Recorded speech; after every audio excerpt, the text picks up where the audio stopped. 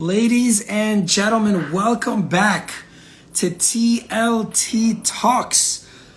We got a good one today. We're going global today. We got a couple of friends of mine, dear clients and friends, all the way from down under. They should be coming on any second now. I actually normally do these from the office, suited up. Nice TLT background behind me, but I'm feeling a little bit under the weather. And with the way the world is today, I thought I would just do it from home. We got my friend Bob behind me. Decide, come and succeed. Thank you. Here we go. Let's and 3, 2, 1. Instagram. Go. Almost. Maybe not. Let's try this. There we go. Hi, There we go. G'day. Hello, my dear friend. G'day. There it is.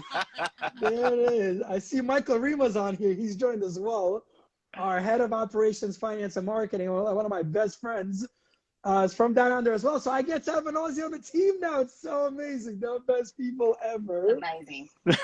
What's up, gang? So I was just telling everybody, I normally do these from the office. I got the suit. I got the pocket square. I got the TLT banner behind me. Today's just me and Bob. You know, Bob's a constant reminder of perspective, right? Anytime you're feeling like, you know, life's not going your way, just think about it. You can be Bob. You can have no arms, no legs. Just get punched in the face, kicked in the leg, and you have no arms or legs to hit back. You know, that could be your life. Things could be Guys, worse. welcome. Thank you so much for taking the time.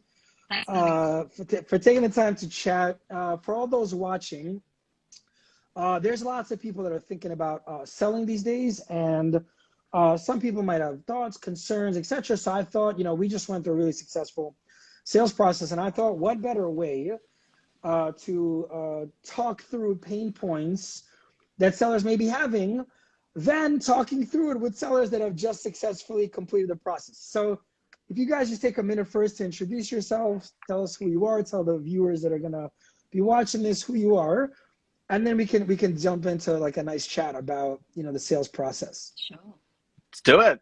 I am Glenn. I am the CEO of Float, a software company, actually, and from Melbourne. We're up here in Sydney today, but excited to be part of it. And I'm Jen. I'm Glenn's wife. Glenn and I lived in New York for 8 years a while back, up until about 2016. We've returned to our native Melbourne in the last 5 years. So we're actually calling from Sydney today, but we're Melburnians. Nice. Welcome, guys. So yeah, we've known each other. We've been doing this for almost 10 years together. So Glenn and I met through Compass. He was working in the company at the time, and they owned a beautiful place in Williamsburg, like a beautiful traditional loft. And Glenn just reached out, hey guys, I heard you're the best. We need to do a rental. Great, cool. We did that, and then we did it like 3 or 4 more times. And then it was time to sell, and we just did that quite successfully. And so we really practiced this whole, you know, broker for life sort of model. And I think our experience together is just what an exemplar. Like, you guys have always treated us with such appreciation and respect and gratitude and loyalty. And so if all of our clients were like you guys, we'd be really blessed. And I hope we've kept up our end of the bargain on the other side. But it's been what a pleasure it's been to know you guys, and you know, everything we've done together over the years. A great relationship, yeah, the last 10 years. Yeah, I got to say, Eugene, I picked you out, son. Like, of all the people in Compass, I got to work with this guy. That's awesome. Amazing. Robert Refkin, you heard that? Did you hear that, Robert Refkin? So let's dive right in. So you guys are hanging out. You're in Melbourne, and you get this idea. Oh, great! Let's sell our New York City pad, or maybe let's sell our New York City pad. With that has to come some concerns, some pain points. Oh, Nancy's on here. She says, "Hey." With that has to come some pain points, some concerns, some things to be thinking about. And I kind of find that's the case with a lot of sellers, you know, or potential sellers. They start to think about the property, and the mind can play games with us, you know, like, and so overwhelm can seep in, or the uncertainty can seep in. So let's go through that. You know, you know, you're thinking about selling. What are some of the things that are like, oh man, you know, what do I do about blah? Yeah, you know, well, we were considering selling, and what really prompted that is we got an email from our tenant asking to extend their lease for another 18 months. So we sort of sat down like, what are we doing? Are we going to sell now? Should we hold? Should we extend their lease? What's going on with the market? And that's something that we weren't across. and really wanted to know what was going on in Williamsburg. We knew that interest rates were going up, and just wanted to know what the sentiment was amongst buyers. So I think that was the first concern of ours, and something that we spoke about on our first call with you, Eugene. Yeah. Yeah, so important. And totally right. Because, what's the value of the unit? How long is it going to take to sell? All these different things about market prices. And man, to all people watching out there, if anyone's seen our show before, one of our biggest recommendations, and I think almost every professional, real estate, mortgage broker, attorney, insurance, title, almost everyone I've ever had on the show, when I would ask for tips, it's like, get your team together, so you guys have the real estate thing, we've had a relationship for a long time, so it's so easy to connect and just kind of talk through, here's the range of where we think it's going to land, here's what the range could look like. And equally, what we did, which I thought was really strong, we immediately talked to a mortgage broker because rates were fluctuating at the time. And so we were able to produce mortgage sheets. Here's a different kind of mortgage products. Here's what you can get.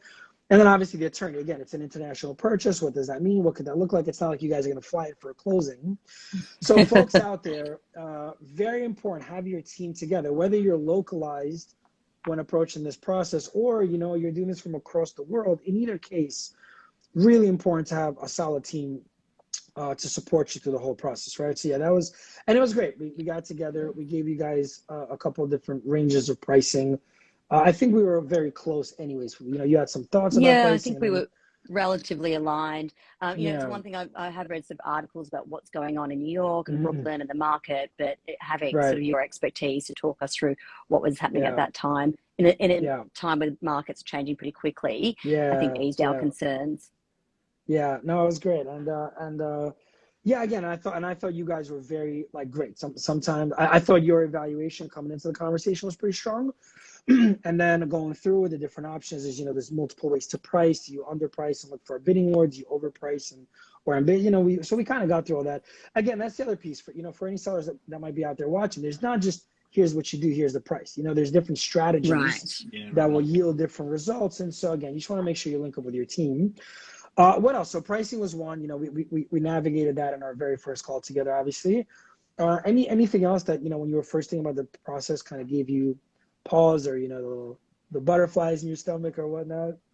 I think just sort of selling from abroad is quite daunting. Sort of working through the process remotely and not sort of knowing how much you guys could assist throughout the process. That was sort of a daunting thing going into it. Yeah, particularly with tenants, making sure we manage that process with them and making sure the timing and the sequence of all those events sort of was frictionless. And again, so on your team to bring that experience. Oh yeah, thank you, man. Yeah, it's I think I lost you guys for a second. Is it me or you guys? Say something else. Testing. We're here with you. We're good. There we go. It's probably me. Today's one of those Murphy Law days. What else you got, universe? Come on, baby. What else you got for me today to learn from? I actually just came back. Okay, so I'm going to side note for just a second. I actually just came back from Mexico late last night. I was at the Tony Robbins spiritual event, and the whole premise, he had a dozen different speakers, and it was all about how do you achieve happiness, right? And so ironically, with most people, if you ask them, do you want to be happy? Well, everyone's going to say yes. And then when you ask them a follow-up question of, what does it mean for you to be happy? You usually get so we all want to be happy, but most of us don't have a ready definition for happiness, And so for me, for always, happiness has felt like progress. If I'm moving forward, if things are advancing in some way or every way, then I'm happy. And actually there was a multitude of speakers. Tony's formula for it is, well, everyone's got a model of the world, right? Their blueprint for how their things should be. And if life or your life conditions are at the level of where your expectations are, well, then you're not unhappy. How happy you are fluctuates. Relative. But if the life conditions are matching your blueprint, you're not unhappy, right? If they're below your blueprint and things are not going the way you expect them to be, you don't make enough money, your relationship you're definitely unhappy. And then if things are exceeding your expectations, well, then you're over the moon or whatnot, right? Right. So what's really interesting, there was a dozen different speakers. I don't know if you guys know Mickey Saylor. He wrote The Untethered Soul. He was a speaker. We had Russell Brand. We had a couple of shamans. Wow. It was really cool. It was a really powerful event. And everyone talked. There was an ex-NFL player who was now a magician. There was an ex-tennis player, all people that are in this sort of wellness, happiness space. But all of it came back to the same thing. All of it came back to, if you like zoom out and you look at the world, all the things that happen don't make us unhappy. It's the meaning we assign to the things that happen. Yeah. Your reaction. That can make us unhappy, right? Yeah. So it was such I already think I'm typically very positive, very silver lining. But it was just such a good. So today, like so many things have gone wrong today. Today was like one of those Murphy's Laws type of Eugene, days. with you, it's always good vibes. You always bring the good vibes, always a big smile, always really confident and positive. Thank you. It's infectious. So it's been, fresh off this event, it's really been easy to, all right, cool. I'm not feeling the weather. Great. Let's see if you can carry the show without the suit and tie.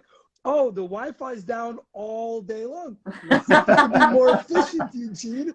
All these are beautiful tests. It's just funny when we keep our meanings under our control. It's just everything's fine. And in the grand scheme of things, when you think about these things, they're so insignificant. Anyways, sorry, I digress. So no, a great digression. I love it. And it is irrelevant, maybe as a stretch when approaching the selling or buying process. Like, it can be really fun, really exciting, really effective, really efficient, or it could be so wildly stressful. It can really go in each direction. So for you guys especially, there's a tenant in place. They want to renew. Sometimes tenants that want to renew can make the process difficult. You're doing this from halfway across the globe and total different time zone. And so all that can certainly create, a bit of overwhelm. And so, it was really our intention, a very important outcome, to lay out sort of every step of the process, which, on our first call, we talked through the market and we kind of got through all that stuff. And then we just, we really believe strongly. People say that they like surprises. I say bullshit. People only like good surprises. Nobody likes a bad surprise. So when we first have that sort of intake conversation, it's meant to be, here's the entire process.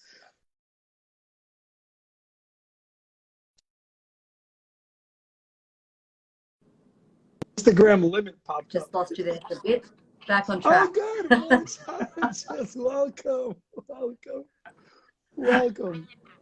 So our goal is to here's the entire process, right? To make aware every step of the process. Yeah, so that whatever comes is not a surprise. Here's, when we do this, here's some of the potential challenges we can face. So again, we just take all them the front end. And you guys were so great with rolling with the punches. And actually, fortunately, we were all prepared for a bad market, and we were prepared for rising interest rates, and we were prepared for a disgruntled we were prepared for everything. And the universe is funny. I think because we were so prepared, most of the things that could have went wrong actually didn't. And things ran smoothly, but it was great that, we were able to have that open conversation and sort of pre-plan for most things. I think having the tenant approach us about extending their lease and then turning around and telling them that we're going to sell the property, we wanted to do right by them, and we weren't sure how to manage that. And you guys worked really well with the tenant to make them feel comfortable, which we appreciated. So we definitely sort of maintained that positive relationship with them throughout, which was good. Thank you. Yeah, I mean, Nancy Robbins is watching this. She was driving most things day to day. It's just hard not to get along with Nancy. Shout out to Nancy. She was fantastic. Nancy, she was watching, great, and love you. we very much appreciated her level of communication. So, she said that she was contactable any mode of communication, sort of over the phone, email. We ended up sort of doing a lot of texting over WhatsApp with the time difference. So that made the process much easier from our end. Awesome. Well, in summation, for anyone out there thinking about selling, one, you'll likely have your own. I mean, everyone's got access to Zillow or StreetEasy or, any one of these aggregate sites now. So it's easy to sort of do the research and come up with some idea of what you think the property should trade for. But obviously, talk to a professional. Make sure that you understand, the financing portion of the process. Make sure you understand the legal A lot of buildings out there could have liability, could have lawsuits, could have assessments, all that stuff. So you just want to do all of the research in advance, prepare really well. And then process is equally important. Like you just want to know in advance, it's going to take 3 months or 6 months or potentially a year. Right. At every single stage, these are the different steps that can happen. And most importantly, at every stage, here's what could go wrong. Be ready. Because again, you just don't want to find yourself in an environment where like somebody like yourself who's selling this, there could be capital gains implications. There's probably things you want to do with the money. There's all these different decisions to be made. And if you come into this situation and you're kind of winging it and everything step by step, instead of this sort of overarching from top bottom, here's the whole thing, it's kind of hard to plan the next steps around this too. And so for sellers out there, if you want a really efficient process, we'll call us. But if you have your own people, that's cool too. Just make sure you can see the whole field. Just make sure you know exactly what's going on all the way down the road. I think these two things that you guys are mentioning is sort of what I've sold multiple of my own places, and I do this for a living. And even me, it's like, well, I want to, listen, for most people, their real estate property is the most expensive asset in their portfolio until potentially the next property. So everyone wants to make as much money as humanly possible, obviously, but overpricing, especially in a market like this, is the kiss of death. So like the actual pricing is always a point of some level of stress. And then the process too, like how long is it going to take? What are the steps? Even for me, like, when I sell my own places, for me too, because I got to think about when I sell, if I'm trading places, well, where do I go next? If it's an investment property, I got to be ready with if I'm doing a 1031 or whatever. So whatever the next steps are. So these are totally rational concerns for, I think, anyone. So it makes total sense. Those would be two of them. Anything else that like kind of, I think for us, once we did get an offer pretty quickly, and we're just unsure sort of what to do in that scenario. Should we? I mean, it's a good thing, right? It's a good problem to have, but we were sort of playing that game. Should we take this? Should we wait? What do you guys think of the market? Who else has been interested? And how to manage that, I think was a concern for us, and something that you guys talked us through. Yeah. It's so funny. So if you put it as a comparison basis, right? I don't think anyone's ever went to an attorney that like charges by the hour and said, whoa, you got this solved too quickly. Like, whoa, that was too fast. But it's like which I understand because I'm the same way. I've been a seller. But with real estate, if you do everything right, the result is you do it quickly. And right away, the brain, whoa, if we got an offer that fast, we probably underpriced it. It's so funny how we can self-sabotage.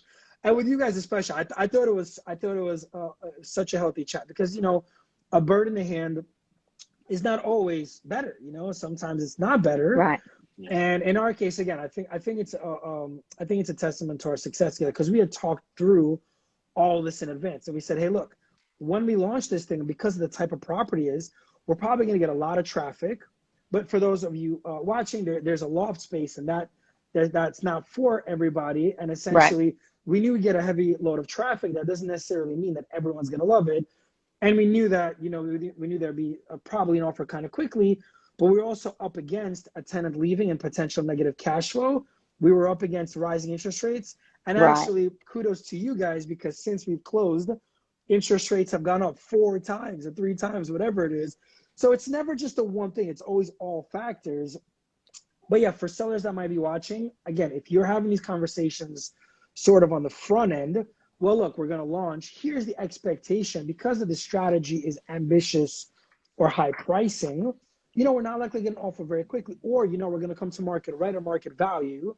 We're going to get a whole lot of people through the door. But the goal is to be in and out anywhere in this range. And ultimately, because we're up against all these headwinds, again, if you're having all those conversations in the front, then when the offer comes in, oh, bam, this was part of our blueprint. We got exactly what we were looking for. If you're not having those conversations early and the offer comes in, now there's all this tension. Do we take it? Do we not? What I quite appreciated is when the offer came in, you guys talked us through different scenarios and different options that we had. So, we could play it this way, we could try this scenario, and we found one that suited our situation and sort of rolled with that. So again, that expertise and having you guys on the ground to help us out with that was very helpful. Awesome. Yeah, thank you. Yeah, again, for any sellers out there, like, so this is a sort of a formula that I learned from Keith Cunningham, was my business mentor. There's always going to be risk in anything we do in life, not just financial, but in general. And so the formula goes, when you're assessing what to do next, the formula goes, what's the upside? What's the potential advantage of doing this thing, or whatever it is? What's the downside? What's the risk of doing the thing? And could you live with the downside for the upside? And if the answer is no, don't do the thing. If the answer is yes, then it's easy. And when you put in that format, it's kind of easy. So, you know, in the way of countering or passing on offers or whatever. Yeah, and look, our job is ultimately, for sellers out there, if you're getting a lot of pressure from your representation of what to do, that's a tough relationship to be in. You know, it's a tough, so like when I go into a doctor's office, like, don't pressure me to take antibiotics as an example. I'm going to give you my symptoms. You tell me, listen, Eugene, here's what you got. If you want to, you know, get through this the fastest, I would recommend doing this. Once you've made the recommendation, I got it, I'm good, thank you. If I start to get phrases like, you have to do this, trust me, this is the only thing. If I start to get like pressure, I'm starting to think like, oh man, agenda. And so, you know, for us, it's really important to provide a very high level of information, both preemptively and then during, and also here are the strategies. And my thing has always been, if I were in the situation, here's what I would do. And then after that, man, the seller just has to be really comfortable to do whatever they feel they should be doing, and feel like their broker has their back no matter what. Yeah. And, you know, and if there's any sort of like, you know, big push, you know, I start to wonder about. So, but again, I thought we had such a nice pitch and catch. Like, we armed you guys with all the different stuff, and then you made a great decision. And ultimately, I definitely felt like we had a bit of well. space to make that decision ourselves as well. So you gave us information to go away and digest, and then come back to you with our thoughts. For so better or worse, we still have to come up with the answer. Yeah, that's the thing. You know, Still like, our listen, decision, you get the privilege and the burden of the decision. You know, like, you get the privilege. I'm just over here sitting like, whatever y'all want to do is cool with me, but you get the responsibility. You know, actually, to the brokers out there watching, consider this: if you're too pushy and it doesn't work out, it becomes all your fault. Right. You know, consider the opposite side of that coin. You know, like. Oh man, you guys rock. As we're coming up on the 30 minutes here, I want to be so respectful of your time. Any other tips? Anything that you think for someone out there that's thinking about selling or starting to kick around the idea? Anything to consider? Any final tips? Oh, look, I think what we did right is coming to you and asking you, coming to you with our questions from the get-go. We're thinking about selling. This is what we're concerned about. And just raising it with you guys. So I'd rather have had that conversation than, you know, 6 months down the track, think, oh, we should have spoke to Eugene, or we should have thought about this earlier. So I'm glad that we approached you when we did to kick off the process. That's awesome. Thank you. Yeah, yeah, for sure. You guys were so, I mean, it's like a big love fest today with us. You guys are just so great about the whole thing. And I would just say, I would add to that, like, listen, if you're, for anybody out there that's, even if you're not a seller today, man, like, you should have a relationship with someone that, like, you guys didn't call us to sell. You guys were like in a, well, what do we do next kind of thing? And we didn't call you back with like a look to close the seller kind of thing. It was just like, we just have a relationship. And so you guys know you're always free to call us up with any questions about anything. I think because we had that relationship, we'd spoken about like, what are our next moves? And Glenn said, let's just reach out to Eugene. You know, he'll jump on a call and we can chat to him and find out what's going on over there. Yeah, that's right. And so just, again, you know, a lot of people have to think like, I don't really need to talk to a broker till I'm doing something. And I would advise, like, look, everybody's got a family doctor, everybody got a family dentist, a family lawyer. You should have a family broker. If you own property, you should be getting a 1 to 2 times a year checkup. Is it still healthy? Cash flow good? Is like, what's going on with the market? You know, whatever. And then you just always want to make sure that you have, like, I mean, again, for most people, if they own a real estate property, like, everyone talks to their stockbroker pretty often, and usually that's a lot lower value than the actual home or investment property. Right, than their real estate purchases. And I would just add, I think sequence really matters. You know, when I'm training my team, you know, I give this really, really silly example of getting dressed and leaving the house is a very different experience than leaving the house and then getting dressed. It's a very different. Sometimes we get it wrong. That's it. You but sequence matters. You know, I think in the case of like when there's a tenant in place, or in the case of when do we launch the property, or in a lot of these cases, especially when working with like a seasoned team, the sequence of things really matters. And for any potential sellers out there, like, you know, if you launch a property and you haven't scheduled proper access yet with a tenant, or in some cases I've seen a property get launched and the tenants had no idea, as silly as that might sound, you know, in every step of the process, sequence really matters. And for the sellers out there that are, you know, working with a team that's not ours, make sure you've got some kind of weekly reporting. Here's how many increase, here's how many showings, here's what's next. Like, it just, the lines of communication need to be open for both sides so that everybody's on the same page. Like, alignment is just so important. Right. So I would just add that that little piece. Oh my God, I cannot believe it. I completely forgot to ask you guys when we opened the show. On this team, as you all know, we love to have some fun. What a fun fact. I need a fun fact about each of you. Tell the world something. Well, you know, fun fact, Eugene. Fun about you.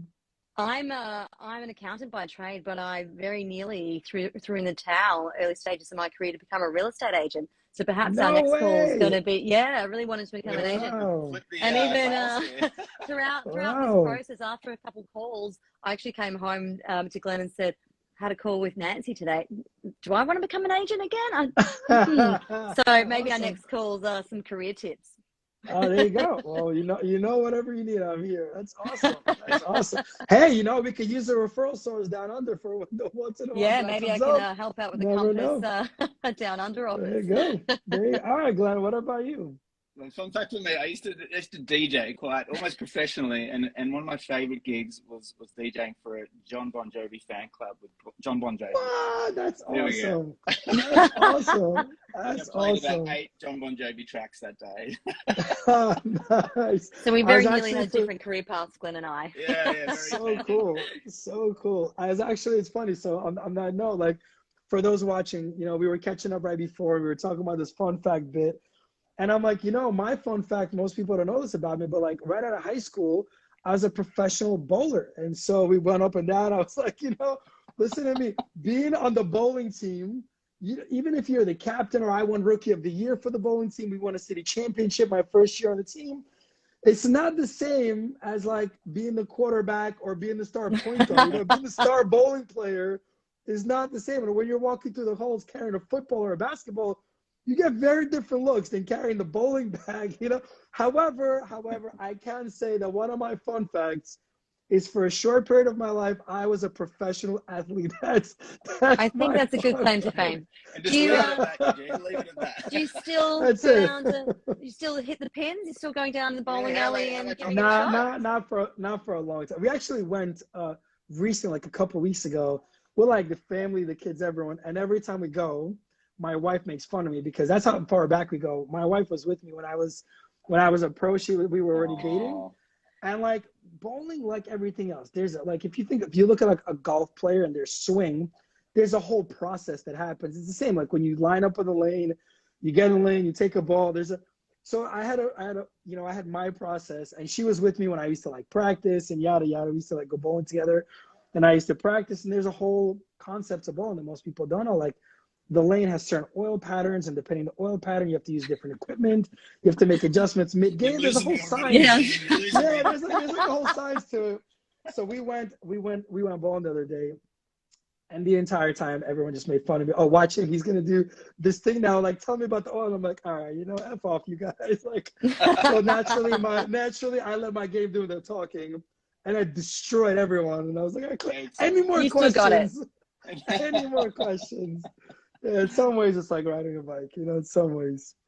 Anyways, guys, you are so lovely. Thank you very much for your trust, for your confidence, and certainly for coming on here today and sharing your wisdom with, you know, the future people that might be watching this. I really do want to say a huge thanks to Nancy. She made what could have been a really stressful process for us very straightforward, and we were happy with the results. So awesome. We definitely appreciated all your help. So Awesome. good to connect You guys again, are. Eugene. Yeah, What is it, 10 likewise. years now? I don't know. It's been a long Something time. like that. Well, okay, let's keep going. Let's go. When you buy the next spot in New York, what's should next? we get Let's back go. in the market now? I think wait a couple months. I'll let you know. Don't worry. I've already been in Almost. Glenn's ear, so who knows? Oh, nice. Guys, have an amazing weekend. Talk soon. Thanks, Eugene. Have a good one. Bye, guys. Have a good one.